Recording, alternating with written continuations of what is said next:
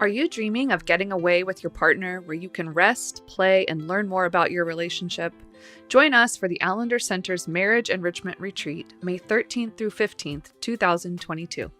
This retreat is intentionally small, limited to 40 couples, and located in a beautiful setting at Cedarbrook Lodge just outside of Seattle, Washington. You'll experience live, personalized teaching from Dr. Dan and Becky Allender, along with the founders of Reconnect Institute, Dr. Steve and Lisa Call. This weekend is designed to foster conversations that will offer connection and replenishment to your marriage. This is our most popular marriage enrichment offering and always fills up quickly. To reserve your spot today, visit theallendercenter.org/marriage.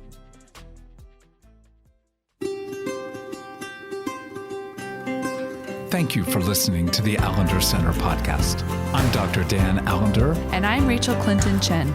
We're fiercely committed to providing hope and healing to a fragmented world.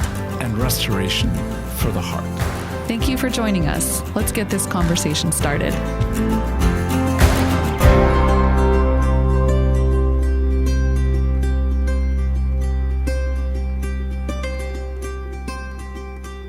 Rachel, we're going to talk about the trials and thrills of parenting adult children. And, you know, I had some thoughts, but something of, I think the kindness of the Spirit kept nagging me to say, you know, I can talk about it, but it would be so much better to include one of my children who happens to be very much an adult and who happens to be ongoingly parented by me, whether she wishes to or not. So let me introduce to our audience my daughter, Amanda Christian. Hi. Amanda, welcome. Thank you. Thanks for having me. Well, I can say I'm grateful you're here. We'll see if I feel equally so by the end of our time. Who's going to suffer the most?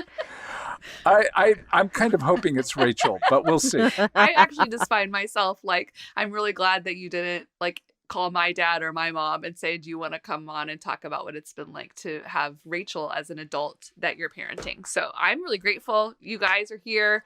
I will try to jump in and be as honest as possible as well. But it's going to be good. It sounds like you came up with a part 2, though. We did. Recording session could be with your parents. Oh, I like that, Amanda. We can we can share something of both, as I said, the trials and the thrills. Yeah. And I must admit, having a very honest daughter has created some level of not just trials and thrills, but trepidation. So with that, let me just underscore that as we talk about this, you know, in so many ways, if you have young children, if you have children, you know, in elementary school or beyond, this may not be applicable to you yet. But one of the things that I think I've discovered was I kind of thought when you left Amanda at 18 that I was pretty much done. And then I think, you know, at 22, when you graduated from college, I really thought I was done. And then absolutely when you got married, I figured I was really done. But the fact is, it's so obvious. It's so painfully obvious. And I'm not claiming to be the brightest bulb in the universe. But, you know, as a parent, you're a parent until the day you die. And parenting is part of the great privilege. It's certainly part of the great joy. But also confusion, heartache, irritation, rage, loss, grief, glory, blah, blah. All to say, this is really fun. So I'm going to pretty much turn a lot of this over to Rachel and see where you want to go.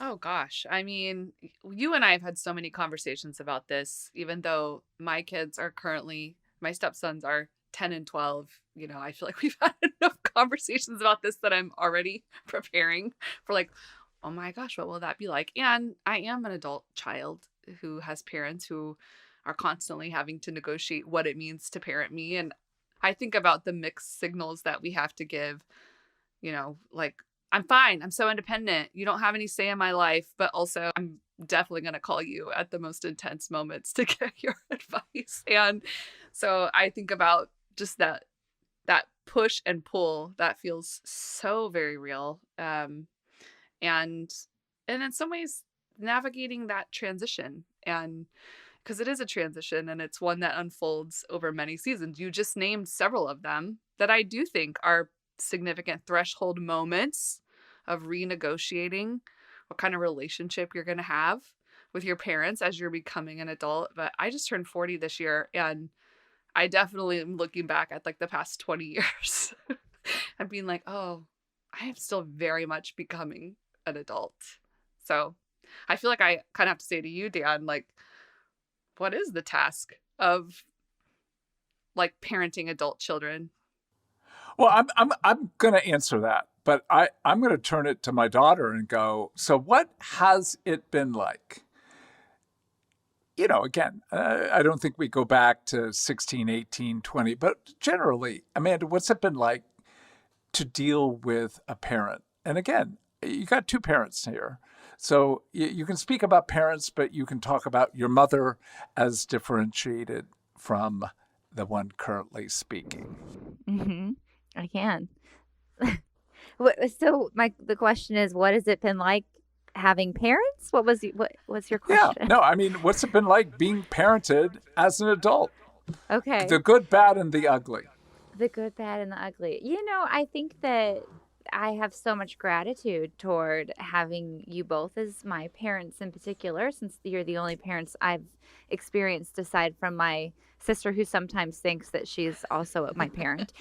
And there's a lot that has been fun about becoming more of an adult and feeling like getting to enter more conversations, not as an equal, because I think that probably never happens, but still like as someone who maybe you're even more interested in, like, what is it that I have to say or my siblings have to say about, especially like our family history. Like, how did you experience this? Looking back in a way that, when you're in the midst of it, you're not able to have that kind of bird's eye view. And I don't know if you're as curious about like what your 10-year-old, how they experienced family conflict that happened, weeks or a year ago. You kind of want that to be shut down immediately. And then later it feels a little safer to talk about. But so I think a lot of it's been good. It's funny how despite everything, like I still will always be the child, and I'll always need that like guidance and security from you and mom. And I think it's funny sometimes. I spent the weekend with my husband and my sister and her husband, and they had a conversation that was like, well, when you're talking with mom and dad, your voice changes. Like, you talk differently, you act differently. And I was like kind of wanting to hide under the chair and be like, I don't want to acknowledge whatever you're saying. I feel like I'm the same person. But of course, I like revert back to being the child. Like I am like an earth constitution, Enneagram 9 or something. I'm like the middle child. I'm like the peacemaker pleaser. I want everyone to be happy and like limited conflict child. And so that always is going to come out when we have interactions. And I will be like inherently different when I interact with you and mom on the phone or in person than I am with just about anybody else. Yeah. And the question of, and what has that, when you've got to be in conflict, which happens a bit, what's it been like to engage, and I'll say me in conflict? Mm-hmm. Yeah, well, I am an avoider in conflict. I mean, you make it sound like I'm in conflict often, which I don't know. But I am someone who I like to procrastinate, and I and sometimes hope I can just like, as a child, like just sleep and conflict goes away. And as an adult, if we have conflict, I often ignore your phone calls or don't call you. That's hilarious. And Yes. it's another thing of like not every time, but often I find like if you're calling, if mom's calling, there's always, I have to run through this mental list of like, is something wrong? Did I do something wrong? Like as a kid, it's like, oh, did they find out that I hid my report cards behind the washing machine? Like, I don't know. I have to think about like, is there something that they found out that I did wrong? And I have to remember I'm an adult and I didn't do anything wrong and that, like, I'm not in trouble. So that feels like overly revealing about my conflict style. Well, it's so true. I mean, I know when you're hiding because one or two texts or one phone call doesn't get even a I'll call you later. And in that has been some of the tension between us because I'm pretty good at starting conflict, and you've been really, really good at avoiding it. And our styles are pretty dissimilar in terms of how that gets played out. Yeah. I mean, has that been fun to parent? Are you kidding? It's been maddening. Not even like a little bit fun, like just, keeping things interesting a little bit. Well, and again, we're speaking about parenting. Parenting is not the same across, the parent I am to the oldest is not the parent that I am to the middle or the youngest. And so in that sense, there's certain uniformity, I would argue. But, with the oldest, it's toe to toe, sometimes yelling, setting boundaries, being clear that this is no longer going to go in the direction that you want. But with Amanda, there is more subtlety, more need to kind of parent with camouflage, and a robust conflict interaction, which she's had with me. Oh yes, and it's been hurt, anger, tears, you know, uh, full-fledged engagement. But generally speaking, to parent each of your adult children requires different skills, and it did from the beginning, and it certainly continues, I think, to some degree through the growing adult years. But you kind of bring up an interesting point because like I'm the oldest in my family and I have 3 siblings and I'm very I'm very confrontational. I mean, I think even with like the good things I want to talk about, it's just kind of like I'm diving in, and I think my siblings and we all have very different styles, and I'd be curious, Amanda, like because you have siblings and you guys all have different, you have interpersonal conflicts with your parents, but how do you guys navigate? You're all adults now. I feel like I have really special relationship with my siblings in adulthood that's really developed and become really sweet. We still regress and have moments where I'm like, how are we having the same junior high fight we've been having for like 30 years? How do you guys feel like you address some of the tensions that just come in families as like a sibling unit with your parents? Like when it's kind of like, you've had those conversations and it's time to kind of bring it to the table. Mm-hmm. Yeah, I think that my sister and I are much more likely to have those conversations, whether it's over text or a phone. And, if there's something that's happening in our family, especially with my sister, we talk about it right away. Like those things don't typically dwell for long periods of time. And I have a slightly disillusioned idea of how I deal with conflict, because a part of me thinks I'm really good at conflict and I am like able to address it head on. But it turns out I think maybe I can, if my sister is like with me in the ring, then I feel like then there's a bit more safety on my own to seek it out, not something that I do. And then, when the three of us are together, which, sadly doesn't happen that often these days, then it's super fun. It's really fascinating to talk about in real time things that we're experiencing with our parents. And like typically we're all on the same page. Like we all feel about the same way about certain things. And so there's so much like comfort and like camaraderie in, you know, being able to say, "Oh, I feel I share that same sentiment and feeling," and like, "Ooh, okay, now what do we do?" Yeah. Oh, I'm dying to know what the last conversation was.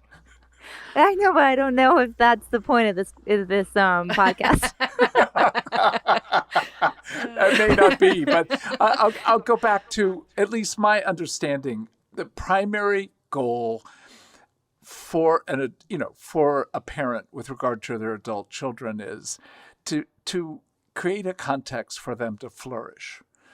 Where their own desires, dreams, even things that you do not fully agree with, nonetheless, the idea is I want to be good soil that you get to grow in, but also I want to be part of being able to enjoy the flourishing, that idea of being able to dine together, to be able to enjoy life together. So in some ways, the task to me of a parent, whether it's young children or older children, is to flourish, which means at some level I'm meant to provide a safety net for you to be able to tell the truth, but also to grow in your own ability to live out the truth that you know you want to be. And that's a complicated role, to tell the truth, but to become the truth. And both and, not one nor the other. And so I'm curious how you see that working or not working in the context of seeing your mother and I parent the three of you. Yeah, that's a good question. I feel like I need to like pause and think about this and maybe have you say it again. So, how you allow us to tell the truth to you, but also feel our own truth. Right. And to become the truth that you, as you know, for example, that you have avoided conflict. You were the one who, in the middle of conflicts, you'd fall asleep. It was amazing skill. Almost like, God, are you really asleep? And after a number of experiences of you as a 6-year-old, 8-year-old, 10-year-old, you were darn asleep. And like have to wake you up to have conflict. I'm sorry, but you got to be awakened. So that notion that over many years, I've been wanting you to flourish, to become more articulate about where you are hurt, where you're angry, or where you want more. Yet on the other hand, your ability to bring peace to our family and to many others is an incredible gift, as particularly a nurse practitioner who works primarily in realms of death, dealing with oncology.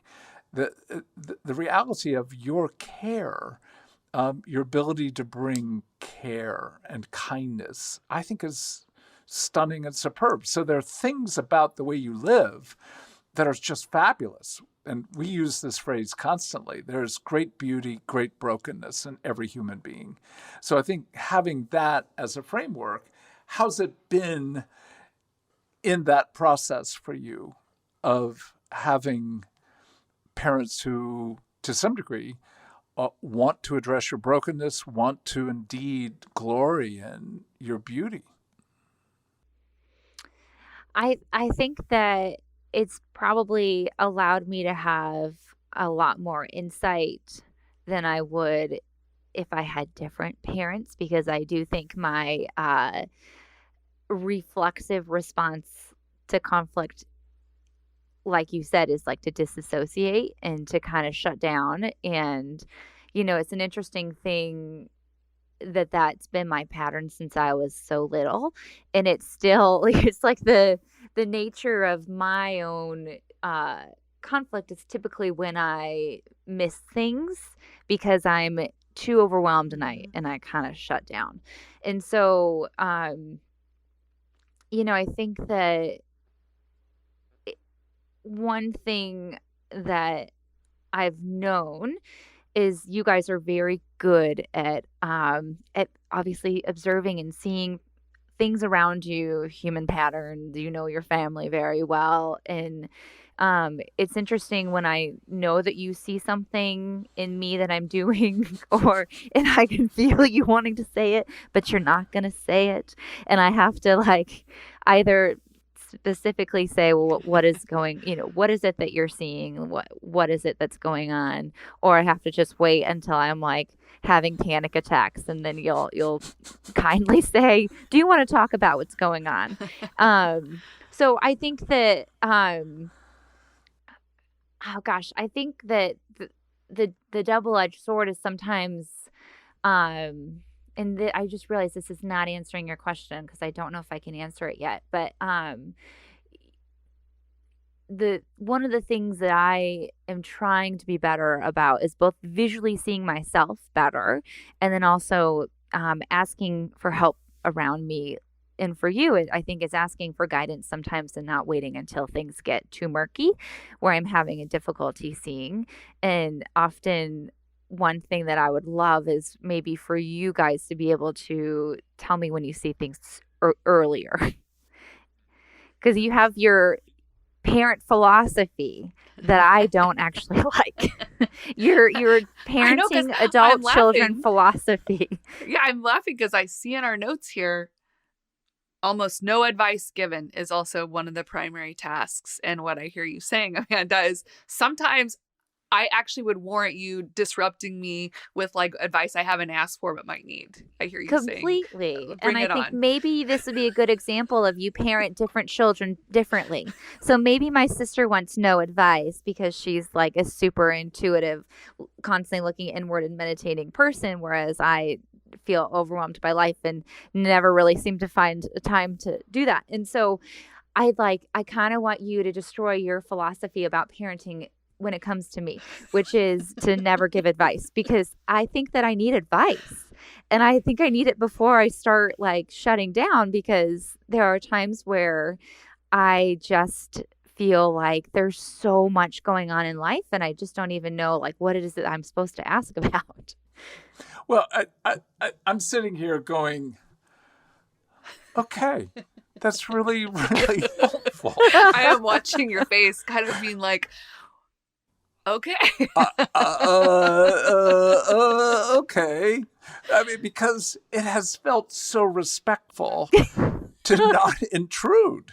Like, and maybe freeing. And on the other hand, freeing. Like, it's your life, girl. I'm not going to live your life. And I think that's something that you have a clarity about with regard to your children, that you do worry about them. I mean, I don't know how a parent does anything beyond worrying. I mean, we worry about all three of you. We worry about all six of you. We worry about 4 + 4 + 4. That is your children and your spouses and you. And it's just part of, I think, that reality as a parent of being able to like not let worry shape how we engage you, which oftentimes maybe I have too conveniently said that's not offering thought or counsel to you ask. But I'm stepping back going, all right, girl, there's something here that feels right.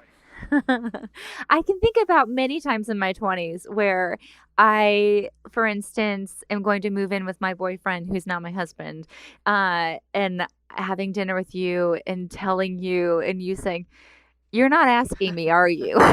And I said, "No, I don't think I am." So there's clear times where, for good or worse, I'm not seeking counsel, and those are still, I think, okay times to say, here's my thought. And I feel like I can take that thought and hopefully separate it from my own. And that, I guess, the idea that you were going to of like how to say your truth and know your truth, and be your truth, like that I think takes a lot of time. And I don't know if anyone ever perfects that with like separating yourself from your parents, from your family of origin. Like I especially like the strongest voices that I kind of know in my life hopefully aside from myself, aside from my husband, are probably my mom, my dad, and my sister. Like those are, I kind of can anticipate how you guys will respond in certain situations. And I seek to be able to say this is their opinion, but where's mine? And trying to find that is something that I am like constantly working on. Especially when I've made a series of big life decisions in the past year, which was quit my job, leave our house in Seattle, briefly move in with you guys, move to Los Angeles, find a new house, school for my child, childcare, and a job. So with all of that, I think that I've had to mostly just look at my own truth and what is it for my family that I think in this moment is right, and that changes. But for I'm watching Frozen constantly. The idea of doing the next right thing is like what I feel like I'm trying my best, but still like appreciating and still wanting counsel and guidance. And I think that's something that I feel really strongly about being an adult child. Like I am still a child and I still very much value you and mom's opinions. And when I feel those opinions are being politely like withheld, sometimes I think I just wish you would tell me what you think. Mm-hmm. And I hear it, and I think even this podcast, whether it benefits anyone, obviously is benefiting me, because I'm hearing you in a way that perhaps my inability to hear you well, somehow it's crossing the threshold. But let me ask the other side. You've also been one of our children that doesn't want to ask. It's harder for you to let your desire actually be known because you have to tend to virtually everybody else's desires before you come to kind of fully know your own. And in that sense, to me, helping you flourish probably has more of me taking a step over the line that I've set, but also the acknowledgement that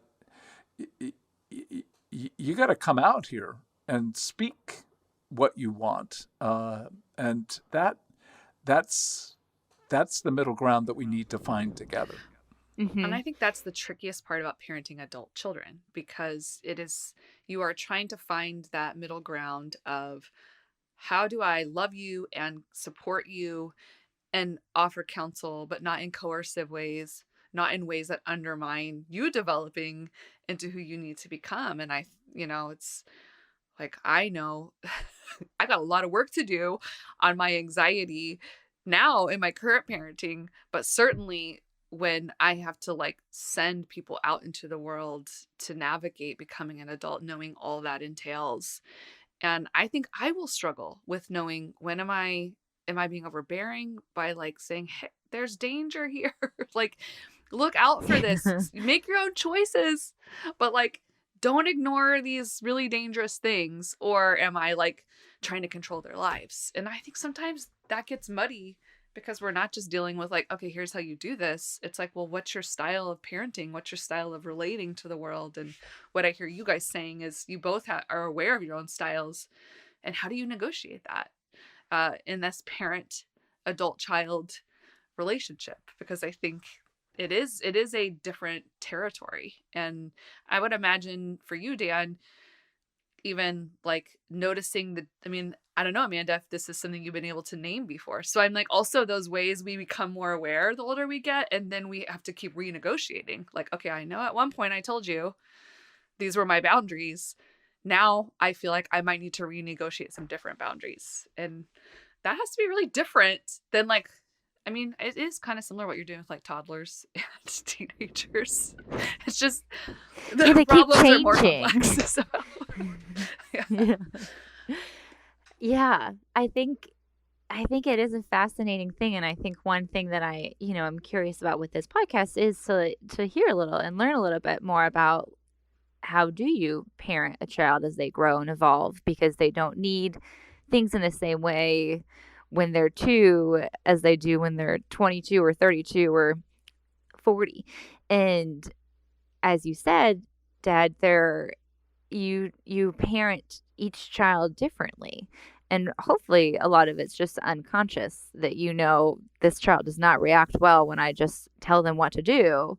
But I thought one idea is that, we learned from Sassy, my sister-in-law, with Montessori, and then just this philosophy of like asking for consent with your child and like telling them even when they're little and respecting their humanness, even when they're an infant, of like, I'm going to pick you up and I'm going to get you dressed and we're going to do these things. Like the idea of asking, are you okay if we talk about blank?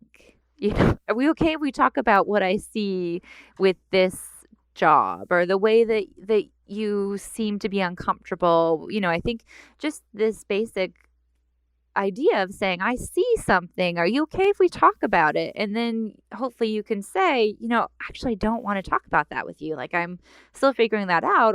Or I would imagine it would be like, actually, yeah, this is something I'd like to talk about. I feel like the huge beneficiary of this conversation. Like, darn, that's a really good point. And we've watched our daughter-in-law, who goes by Sassy, or other professional name is Elizabeth, but we've watched how she's spoken to 6-month-old, 2-year-old, 5-year-old children, and it's really been one of those incredible gifts to, in one sense, relearn how to parent, even though we don't have young children.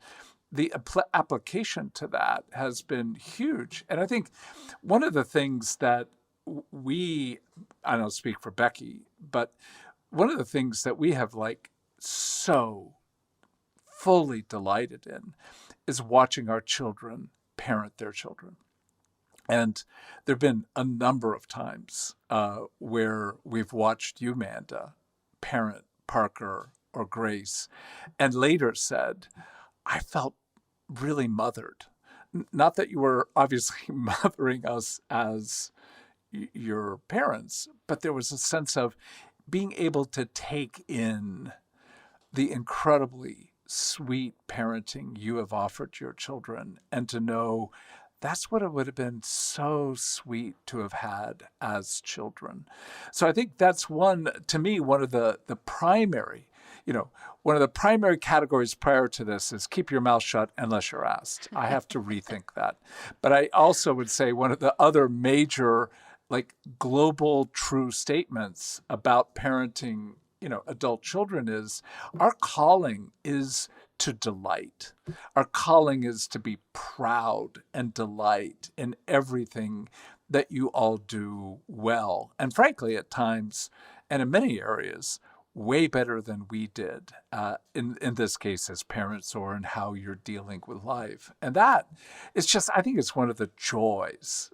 When we began at the beginning to say, one of the absolute thrills of a parenting adult child is to see them live out their life on behalf of others, be it their children, be it their spouse, be it their friends, in a way in which you get to be captured by such joy.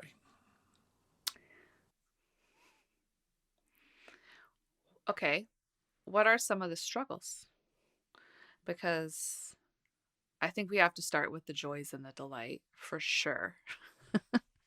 What would you say are, I think in some ways we've talked a little bit about like what are the struggles of the transition for us as adult children? What are some of the struggles as a parent of adult children?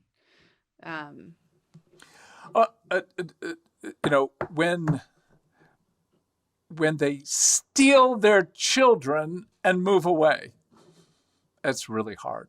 Proximity is such a unique gift. And, for a long season, we had the privilege of having all 3 children within an hour and a half of where we live. And, I now look back and go, we didn't take full advantage of that, because I think we lived with, in some sense, the foolish assumption that this would always be the case. But I think that notion of how much we long to be with, Amanda, Jeff, Parker, and Grace. And now it's trips. And we're doing okay on that. Not great, but doing okay. And I think that sense of like contact of, we're not a family that has like daily phone calls. Sometimes we might go a week to 2 weeks without much interaction. But I think that sense of every time there is, it's so sweet. And then the loss of when that phone call or Zoom or what other platform we might be in, I think that's just true for most parents as their children move on, go to other places. But for us, that was, again, we can bless the move, truly bless. It's a good move, but then live with that sense of loss is, in some sense, you never recoup it. Well, I'm just thinking about that because I've lived away from my parents and my family. All my siblings live in like the Oklahoma City area 16, 17 years ago. But when I was single and kind of like I just had more flexibility in my schedule, I could get home more often and more frequently. And in some ways, my attention was more oriented. Like that was still my primary family. And, now I live on the other side. I was in Seattle and now I'm in Philadelphia, and I have a family I'm tending to, and where I can feel how that takes my attention. And I'm still fairly new in this, I'm in year 3, and I'm realizing what my parents have had to sacrifice in just not only me living far away, but also me coming into my family far away. And that, we get these long visits, which are so sweet, but it's not the same as like living in the same town and living nearby and having that access and that proximity and the capacity to kind of do those like life rhythms together. Because I have not known that for a long time, and I probably need to call them more often. Like that's mostly what I'm feeling like right now. It's like I need to reach out more. I mean, we talk regularly, but I'm like, sometimes I don't often acknowledge what that must feel like to have like one child of all your children that's not in physical proximity. Well, we come, not that we've done so recently, but all I'd have to do is to say to Becky, in Fiddler in the Roof, when Tebiev's daughter and son-in-law are off to Siberia, and that all I'd have to do is to say when the kids move to Siberia, and we'd both be in tears. On the other side, I don't think children, even when they live close by, understand how a text that's unrelated to, hey, by the way, are you coming? Or not just a text wondering how you are. Like that. That's better than a Christmas gift. That's better than almost anything. So I think, in one sense, Amanda's life, and I'm just looking, obviously, saying this to you, but your life is so full, so rich, so good. But you can't imagine the level of sadness that comes, nor the level of thrill that comes with any overture of engagement. So Becky and I don't think live desperately waiting for each phone call. On the other hand, when it comes, you would think that we do. And that, I didn't understand that with regard to my parents. But I think it was true for them as well. Yeah, I have liked we did like weekly calls and sometimes even twice weekly for a little bit with this job I have where I end up driving 30 minutes home in the evenings, and that has been really sweet. I've loved having that connection, and then I felt guilty about something, and so then I stopped calling you because I knew you were going to ask and I didn't have an answer. I'd literally be walking to my car and go, I really want to call my dad and my mom, but I can't. Because he's going to ask when his car's coming back, and I don't know. Well, we know it's coming back this coming Tuesday. So We hopefully sure do. that means you can call on the way home from work. It does. Yeah, no, I'm back to being able to call again. But I think, Rachel, your question of do you see the bind? And yet it's the paradox of you bless your children going into the world and indeed making moves. On the other hand, there's that loss and the ability to ask of your children, let alone of yourself, can we hold this ambivalence together? Don't take away the loss, but also don't take away the blessing. And the ability to ask of ourselves and, not just Amanda, but her husband, Jeff, to be able to go, we are so happy for your choice and we could shoot you. And can we hold both are true? One's not, one may be truer certain moments, but both are true and equally have a place. That's hard labor to hold and to actually truly bless, but also truly grieve. Ambivalence. Yeah. I mean, it's a word that you grew up with, isn't it? Which I think is so amazing because I don't think I learned that word till I went to grad school, and I was like, what an interesting word. Yeah, I think the vernacular in our family was very unique and has just continued to have its keywords like joy, suffering, Ambivalence, shame, sorrow, contempt, shame. death, resurrection, So this ascension. is pretty much what this is the answer of what my siblings and I do when we're together. We just go, "Oh, joy."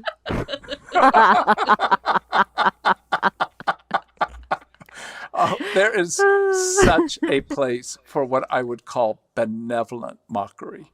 We started our kids off pretty young, being able to play in the realm of sort of, best in show, Waiting for Guffman, and mockumentaries, but sincere efforts to honor the truth. And, over the years, I certainly have been genteelly and graciously mocked. And some of the verbiage, as you put it, has been a bit oppressive, I think, for my children, but also I'm glad to know that you laugh about it. Yeah, I guess to mock you have to really see someone well. So we both see, love, and kindly mock. Yeah. Well, any last thoughts before we end? When I think about this process, again, I go back to you've got to have the capacity just to have hard conversations, but you also have to have the ability to play. And I think some of the great gifts that we've had from all three of our children and from their spouses is one of the gifts that I don't think we ever thought we would ever get. And that is they actually like hanging out with us. They invite us on vacations without the necessity to actually pay for it. And that's pretty stunning, that you want us to come, but we're okay not having to pay the whole thing. No, just come. We'll pay. And it's like, oh my gosh, you like us?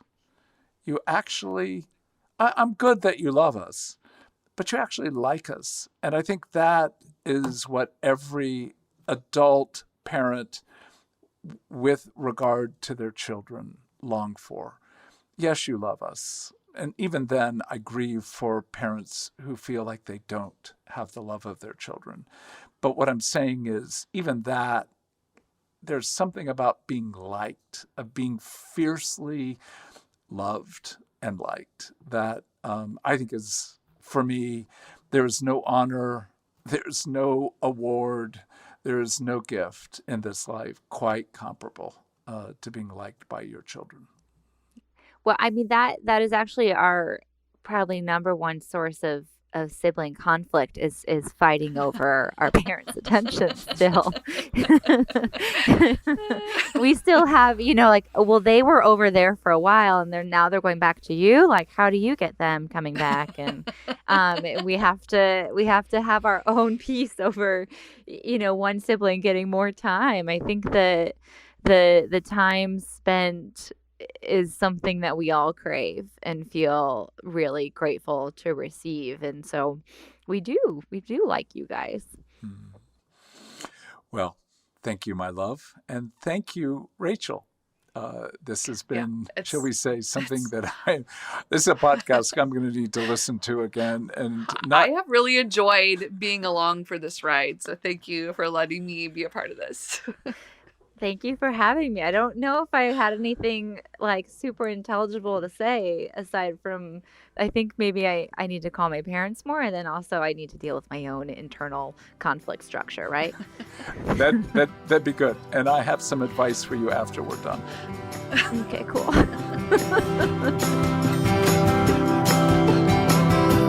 The Allender Center podcast is produced by the Seattle School of Theology and Psychology. If you'd like more information about the Allender Center, you can look at theallendercenter.org.